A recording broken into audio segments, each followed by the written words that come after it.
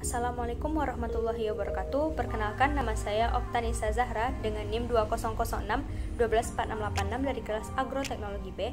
Nah, pada kesempatan kali ini saya akan mempresentasikan atau menunjukkan hasil kegiatan praktikum yang selama ini saya lakukan, mulai dari pembukaan lahan sampai ke pengamatan tanaman nantinya. Nah, yang pertama saya akan menjelaskan tentang dari awal dulu, yakni pembukaan kegiatan ke pembukaan lahan.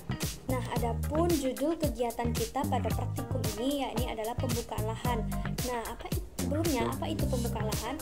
Pembukaan lahannya ini sebuah metode atau cara awal untuk kegiatan bercocok tanam, di mana kita akan dilakukan pengolahan yang mungkin sebelumnya lahan tersebut ditumbuhi oleh pepohonan, gulma, mungkin ada atau keanekaragaman hayati yang berada di sana. Oleh karena itu kita lakukan pengolahan pada lahan tersebut agar memudahkan kita untuk melakukan kegiatan bercocok tanam nantinya. Adapun tujuan dari pembukaan lahan tersebut yakni untuk mengetahui bagaimana cara pembukaan lahan tersebut yang baik dan benar, dan mengetahui manfaat dari drainase yang akan kita buat nanti, dan kemudian mengetahui manfaat dan juga penggunaan pupuk kandang yang baik dan benar. Melaksanakan praktikum ini kita melaksanakannya pada tanggal 19 Maret 2021 pada jam 13.30 waktu Indonesia Barat, yang bertempatan lahan yakni berada di Desa Pulau Binjai, Kecamatan Kuantan Mudi, Kabupaten Kuantan Sengingi, Provinsi Riau.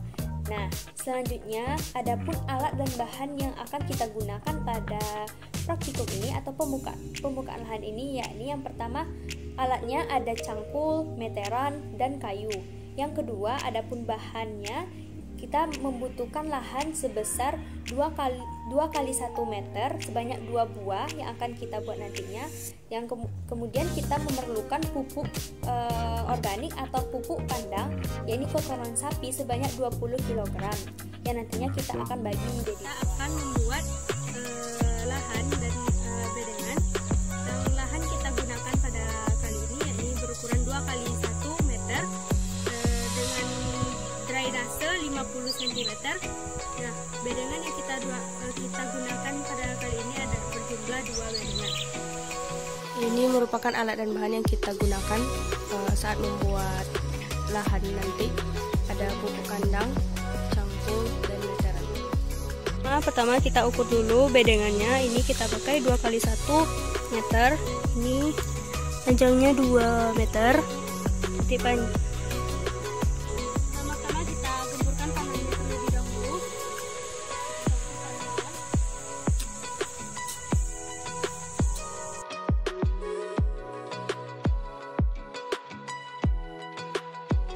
Kemudian kita buat bedengannya. Ini drainase yang kita gunakan yakni sebesar 50 cm.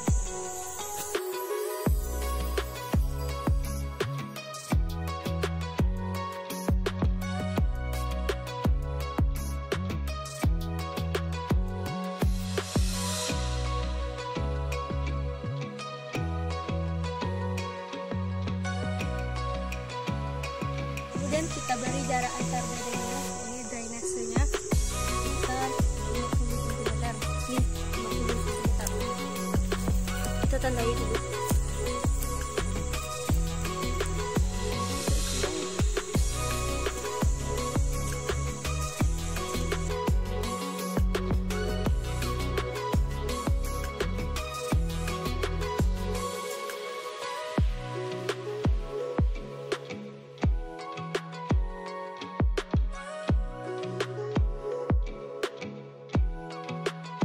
Selanjutnya kita akan memberi pupuk lahan kita campurkan tanah dengan pupuk. Ini pupuknya sudah kita bagi 10 kilo untuk satu lahan 10 kilo, satu lahan lagi 10 kilo. Kita beri pupuk. Kita campurkan.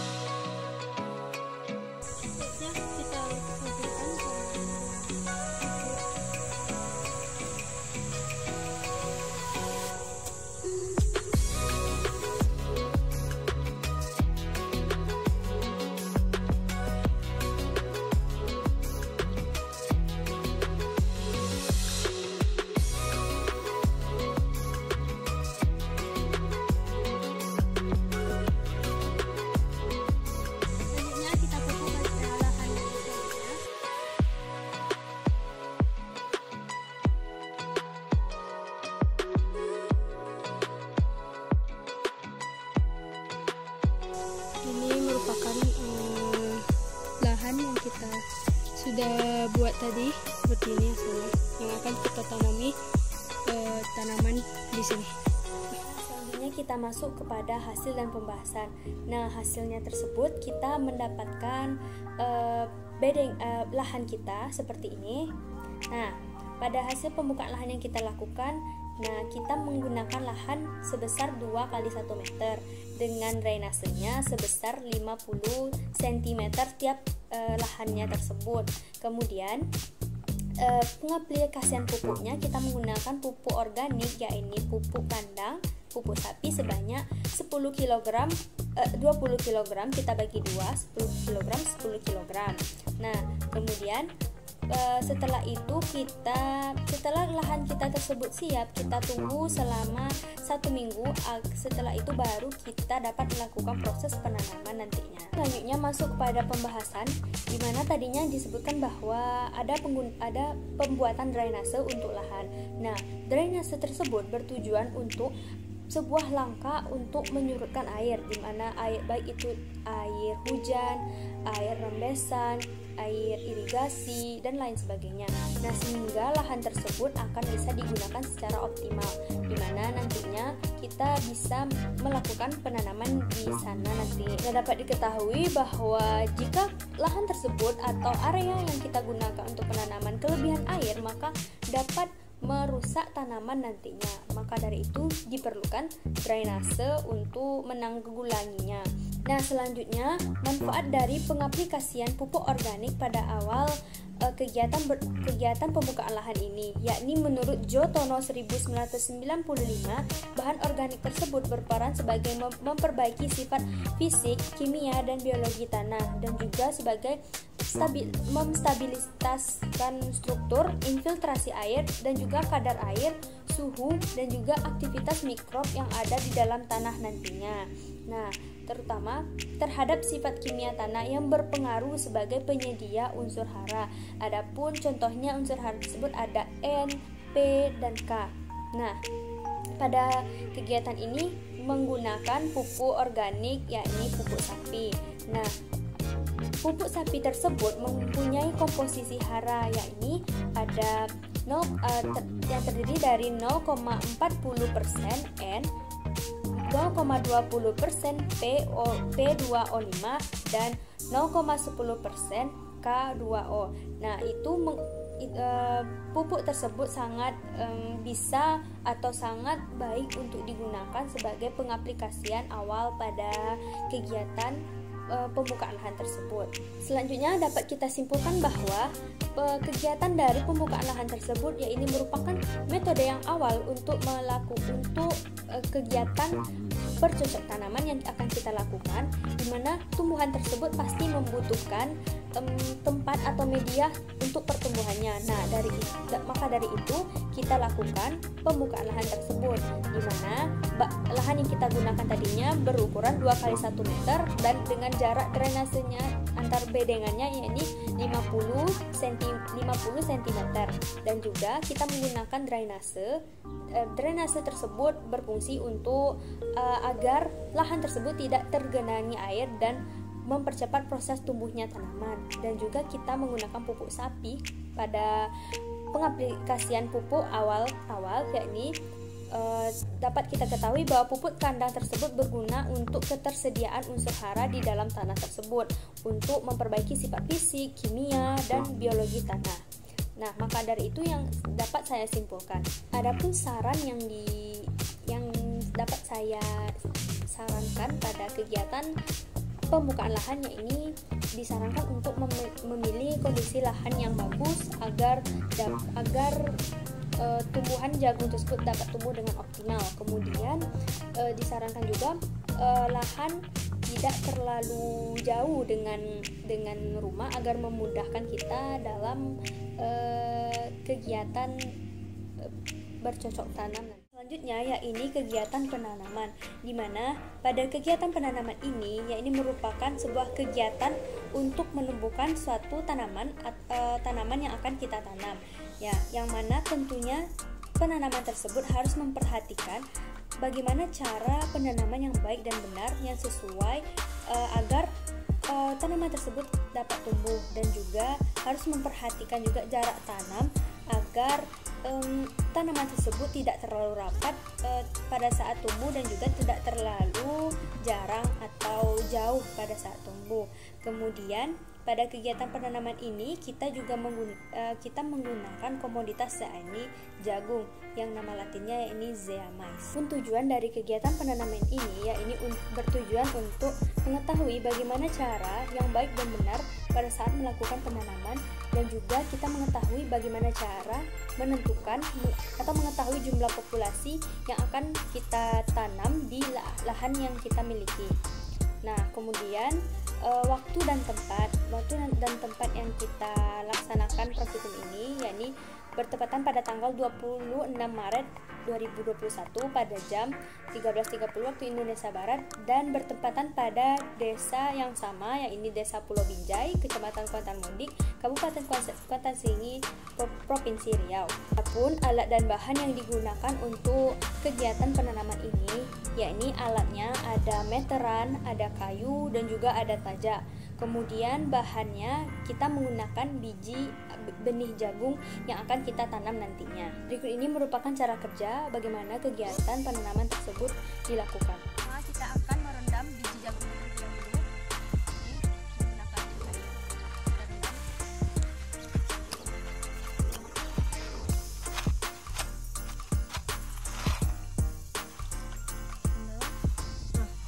Nah, terlihat ada biji yang mengambang dan tenggelam.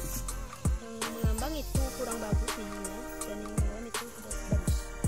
Ini kita rendam selama 2 menit. Jarak tanam yang kita gunakan pada penanaman ini yakni sebesar 50 kali 50 cm, dan lubangnya sekitar 3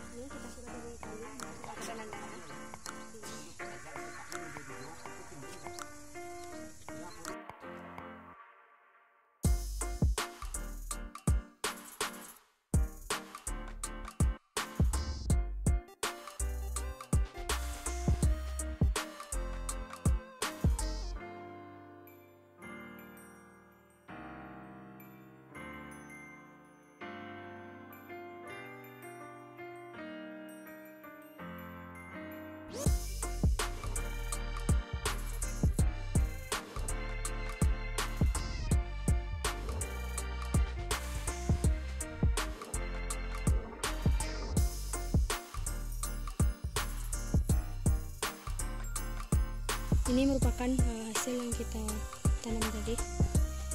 Ini setelah ini kita siram.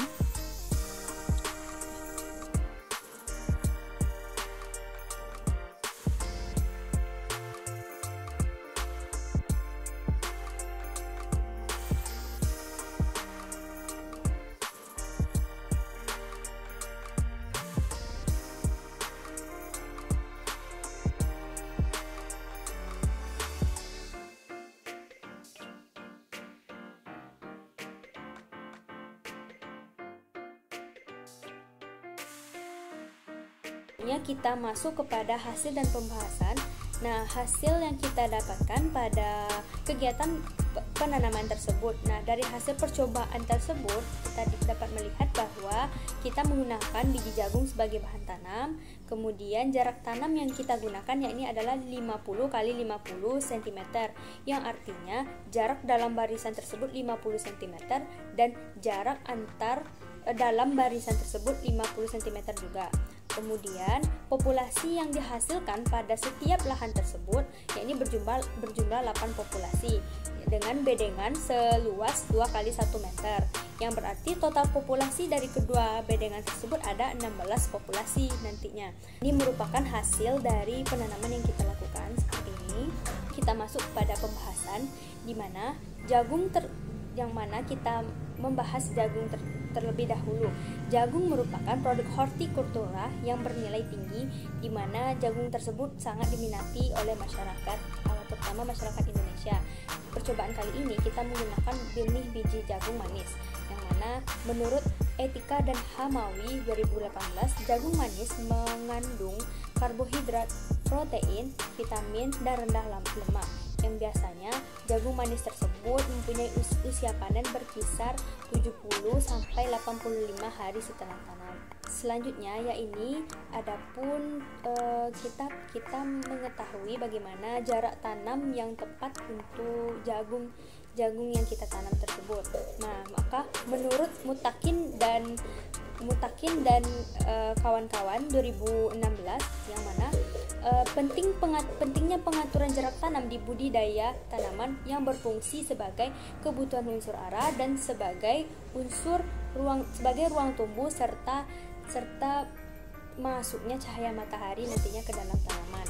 Nah, jika jarak tanaman tersebut terlalu rapat, maka akan berakibatkan mengganggu pertumbuhan tanaman tersebut. Nah, jika jarak tanam tersebut terlalu rapat, maka akan berakibatkan mengganggunya proses pertumbuhan tanaman tersebut.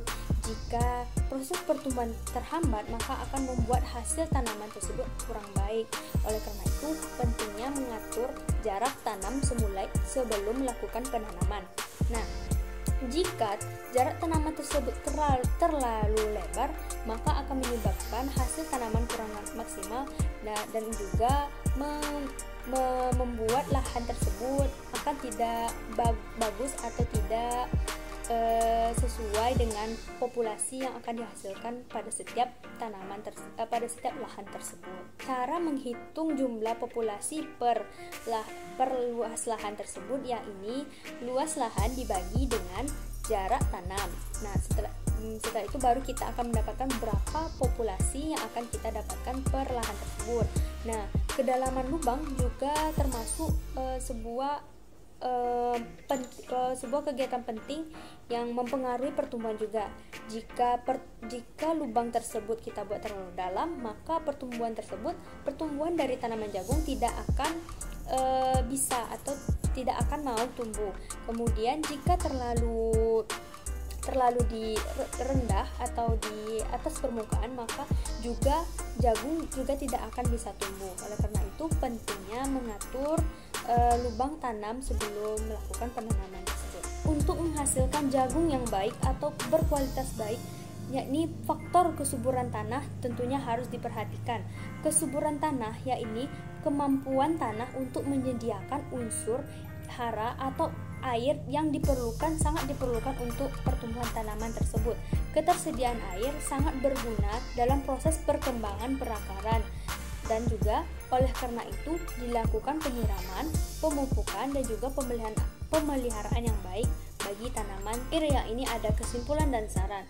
Kesimpulan yang dapat kita tarik pada kegiatan penanaman ini yakni sebuah kegiatan yang perlu diperhatikan pada bercocok tanam tersebut, di mana pada kegiatan ini kita menggunakan jarak tanam yakni 50 x 50 cm.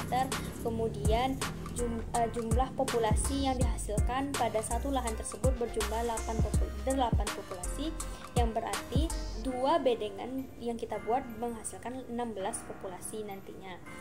Kemudian pengaturan jarak tanam tersebut sudah dijelaskan bahwa sangatlah penting untuk pertumbuhan tanaman tersebut.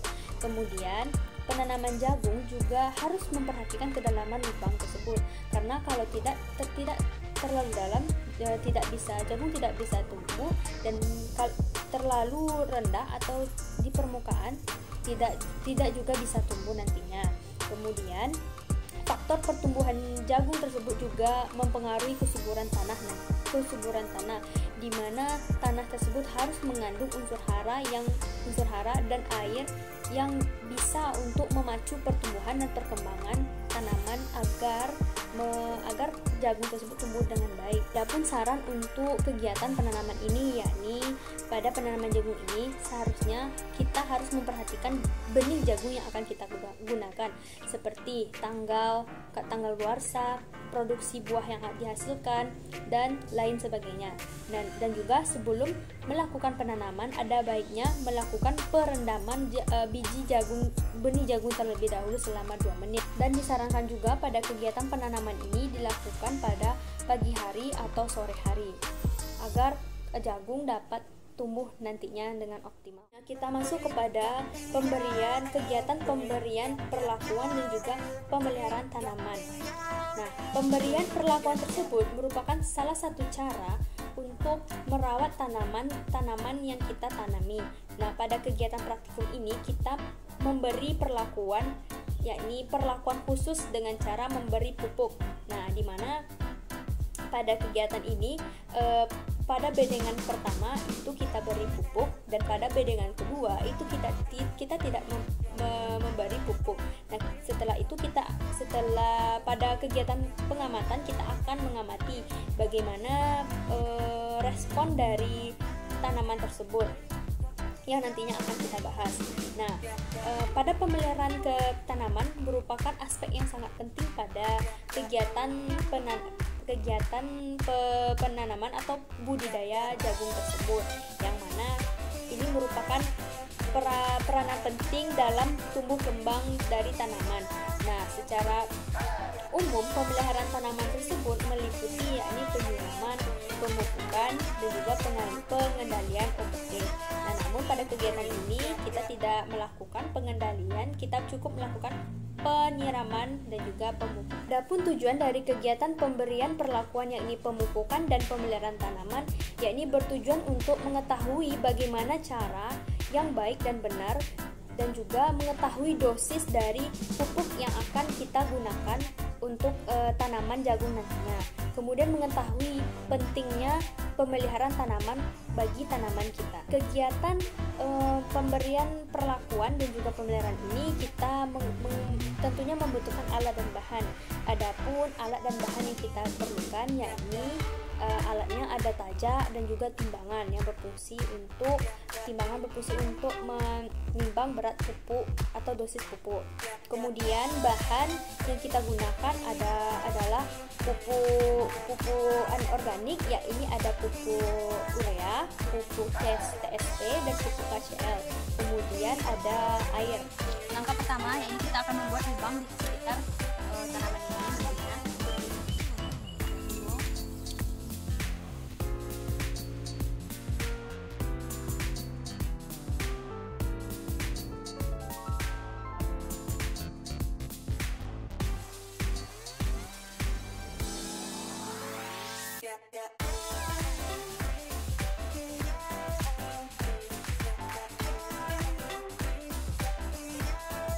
Kita timbang pupuknya masing-masing pupuk seberat 3,7 ini, lalu kita sebar ke tanaman.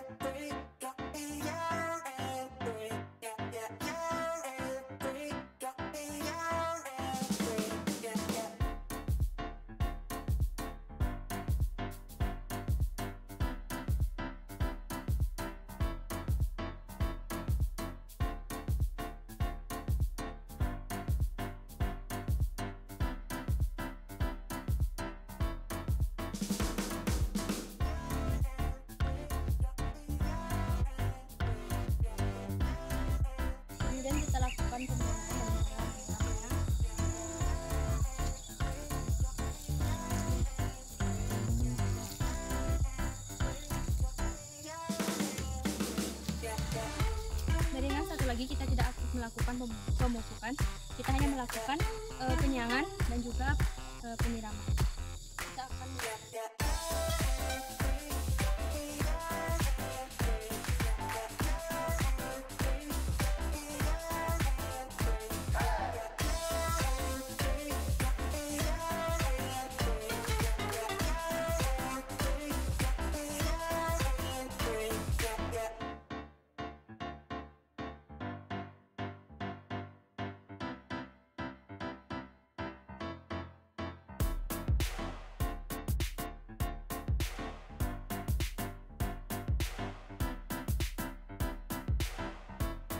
Setelah kita melihat cara kerja yang kita lakukan, yakni kita masuk kepada hasil dan pembahasan.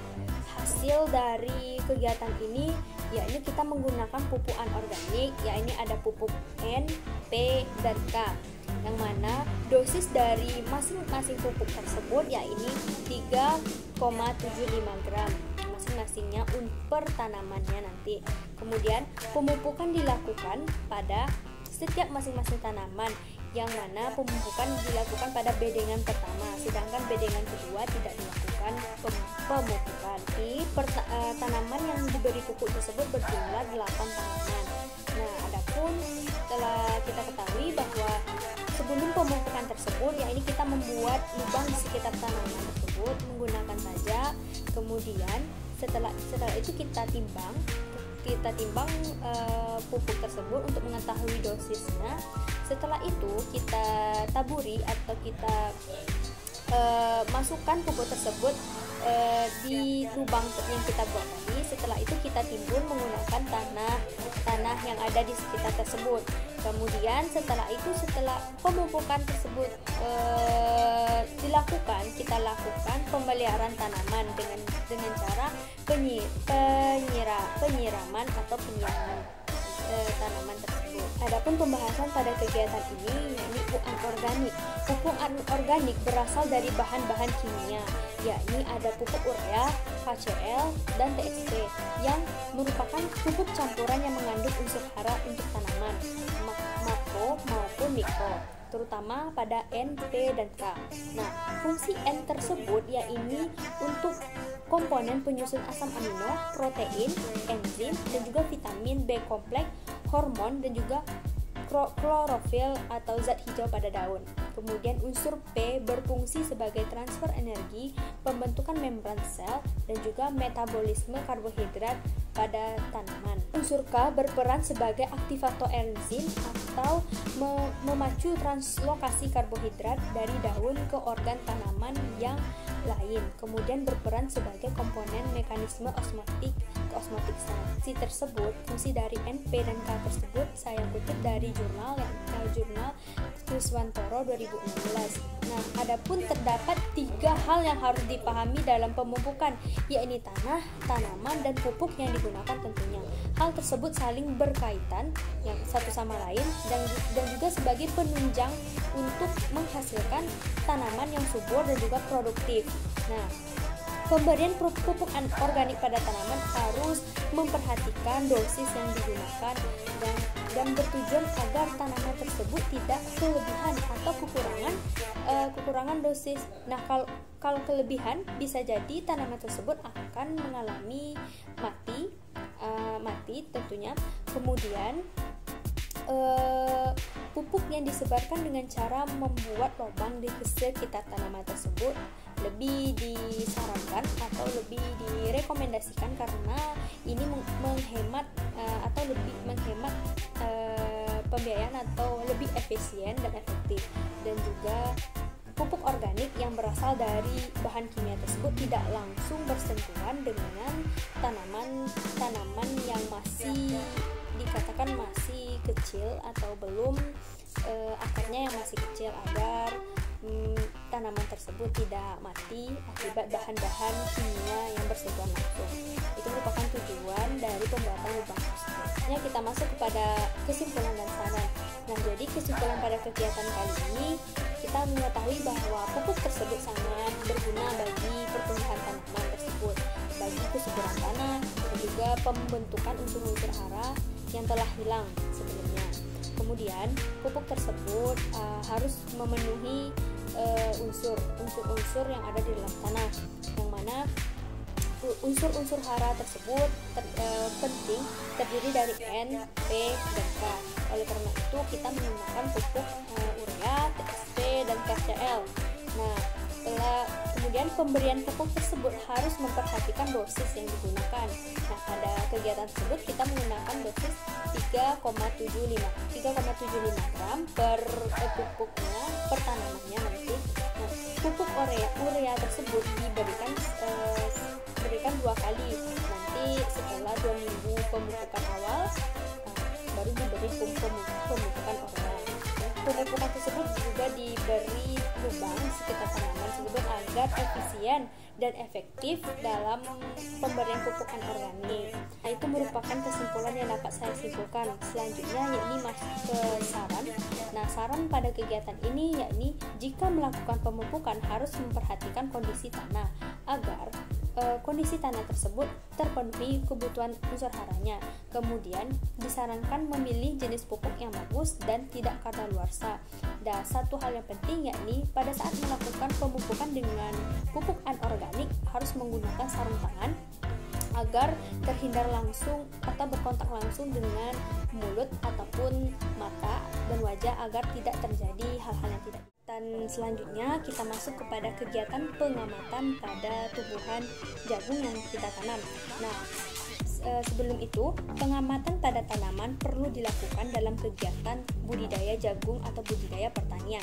Dengan pengamatan ini kita bisa mengetahui bagaimana kondisi tanaman kita, baik itu tinggi tanaman, jumlah daun, apakah daunnya tersebut hijau atau berwarna lain, dan juga diameter batang atau lingkar batang dari tanaman kita. Adapun tujuan dari kegiatan pengamatan ini seperti sebelumnya disebutkan bahwa mengetahui pertumbuhan tinggi tanaman, jumlah helai daun, warna daun, lingkar batang, dan juga pentingnya pemeliharaan tanaman jagung yang kita lakukan.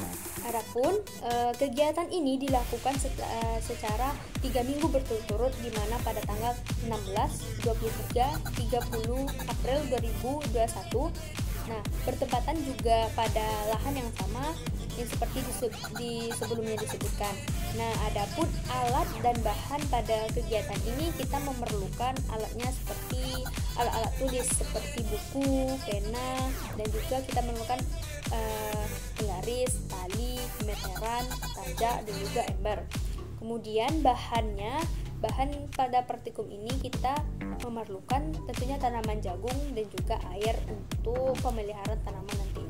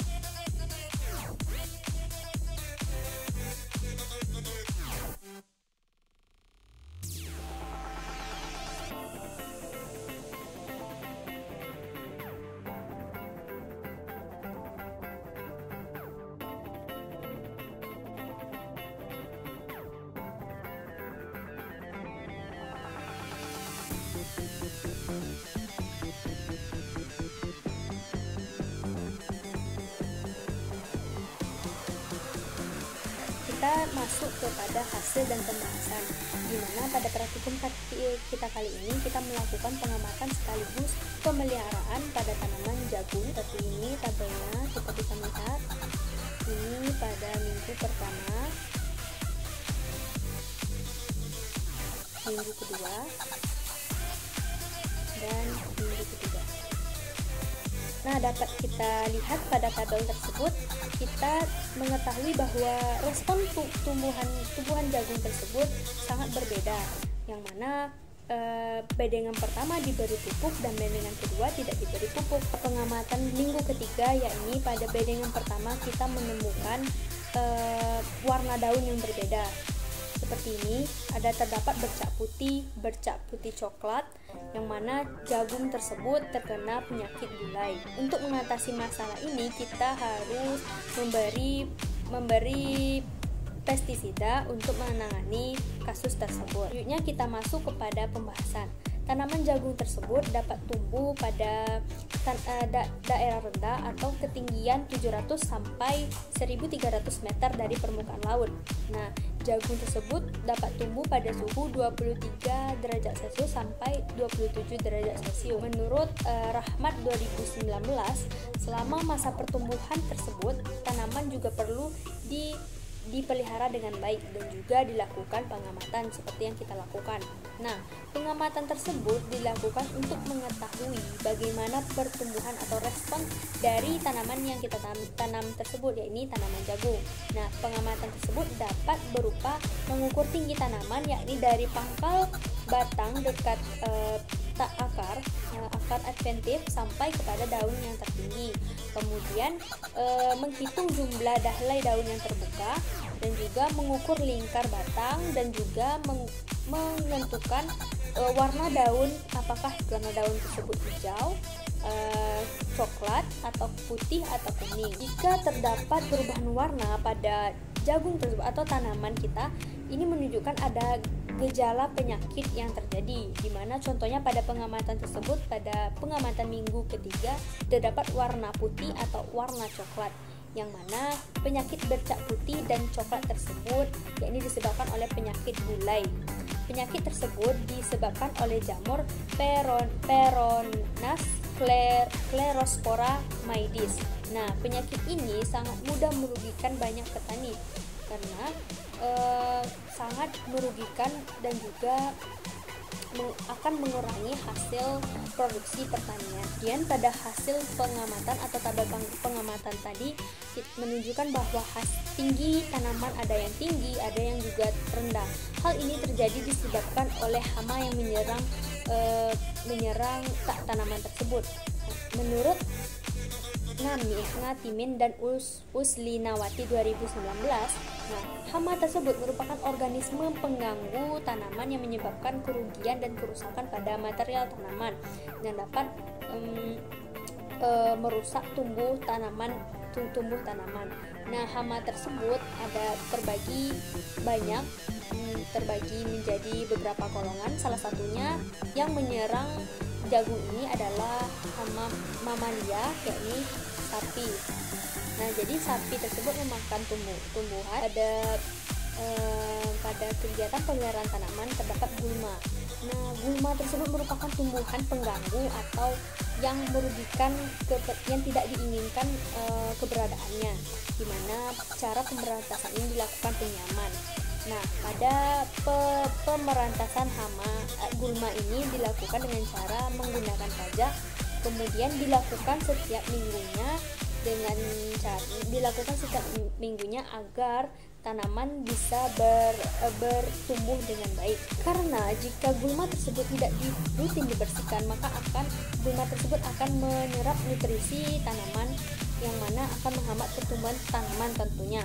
Nah, oleh sebab itu sangat penting dilakukan kegiatan pemeliharaan tanaman. Kesimpulan yang saya dapat simpulkan pada kegiatan ini, di mana pengamatan tersebut bertujuan untuk mengetahui bagaimana respon atau tumbuh dari tanaman yang kita tanam, seperti tinggi tanaman, jumlah daun, warna daun, dan juga lingkar batang. Nah, kemudian pengamatan pada kegiatan ini dilakukan sebanyak 3 kali, yaitu seminggu sekali, yang dilakukan pada saat tanaman berumur 3 minggu setelah tanam. Nah, penyiangan merupakan cara untuk membersihkan tanaman dari gulma, di mana jika gulma tersebut jika tidak dibersihkan, maka gulma tersebut akan mengambil unsur hara atau menyerap nutrisi tanaman kita sehingga menghambat proses pertumbuhan.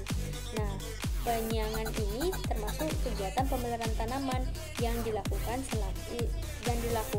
selama 1 minggu sekali juga. Penyiraman juga dilakukan untuk memenuhi kebutuhan air dalam tanah, yang mana untuk proses metabolisme tanaman, dan mana penyiraman ini dilakukan pada pagi dan sore hari. Adapun saran pada kegiatan ini adalah pengamatan dilakukan dengan teliti agar data pertumbuhan yang dihasilkan tidak keliru. Nah, sebaiknya pengamatan tersebut dilakukan pagi atau sore hari dengan yang bertujuan untuk bisa sekaligus melakukan pemeliharaan, yakni penyiraman pada tanaman.